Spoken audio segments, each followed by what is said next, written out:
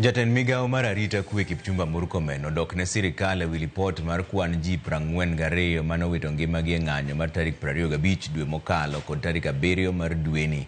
Ataro mar ripot mar duol marango ratich oganda pacho kae men KNCHR mawacho ni kwanno en ji 61. To mana kaka jafwambo mar Walter Nyambaga leronwa, Murkomen okoni ripot manyoro ogolo en moyangi kendo puodhi gi obila. Achiel bang' yango ni maromo ji 42 kende mane owito ngimagi kinde ng'anyo ma tarik 25 dwe mokalo kod tarik 7 mar dweni chieng' Sabasaba.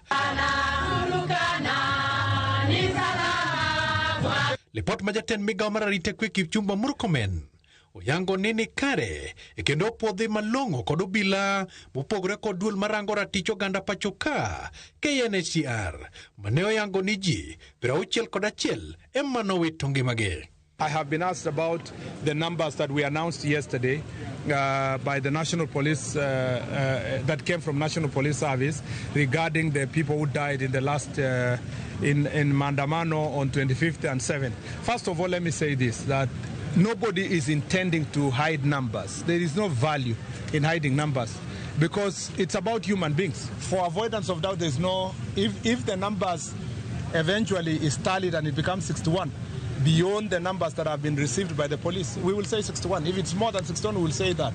Murkomen okoni sirikal oikore mar chiwo ler kendo menyo kwan mage kod duol moramora maparo ni sirikal badhore kod kwan go. Murkomen olero ni tarik 25 mar dwe mokalo maromo ji 17 ne owito ngimagi, to tarik 7 mar dweni chieng'no mar Sabasaba maromo ji 25 ne owito ngimagi. And therefore, we have, if someone has a higher numbers than us, than the National Police Service, there is no problem. These are both national government institutions. They are national institutions.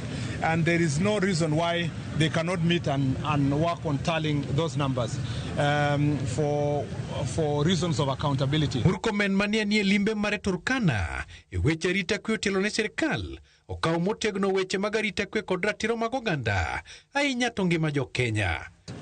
Even one life is very important, and we take seriously the question of loss of life. Some of those people who lost their lives, the circumstances are still being investigated, including a very young girl who painfully lost her life in that situation. Walter Nyambaga, Ramogi TV. Ringre rawera Juliet Wangai ma jahigni 24 manotho e od ang'ech ma Nanyuki otimne bero.